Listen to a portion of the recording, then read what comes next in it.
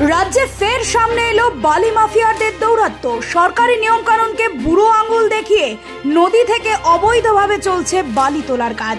শুধু তাই নয়, প্রযুক্তিগত জালিয়াতির মাধ্যমে একাধিক লরি ব্যবহার করেও প্রশাসনের চোখ এড়িয়ে চলছে বড়সড় কারসাজি।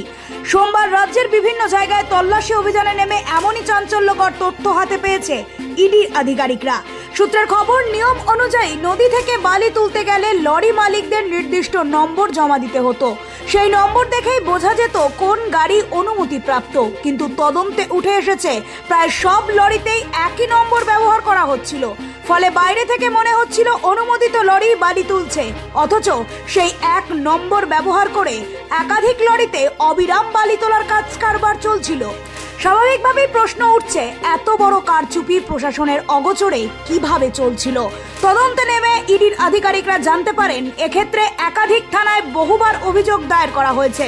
পুলিশ তদন্তে নামলে এই ঘটনা কিছুদিনের জন্য বন্ধ থাকে, পরে আবারও যে কে সেই রমরমিয়ে চলে বালি পাচার। কেন্দ্রীয় তদন্তকারীদের অভিযোগ, এখানেই শেষ নয়, লরির অনুমতিপত্রে যে কিউআর কোড দেওয়া হতো সেটিকেও জাল করা হয়েছিল।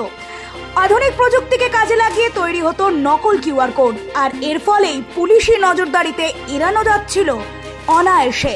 মূলত বালি পাচার মামলায় তদন্তে নেমে কলকাতা ও জেলা সহ রাজ্যের 22টি জায়গায় হানা দেয় ইডি।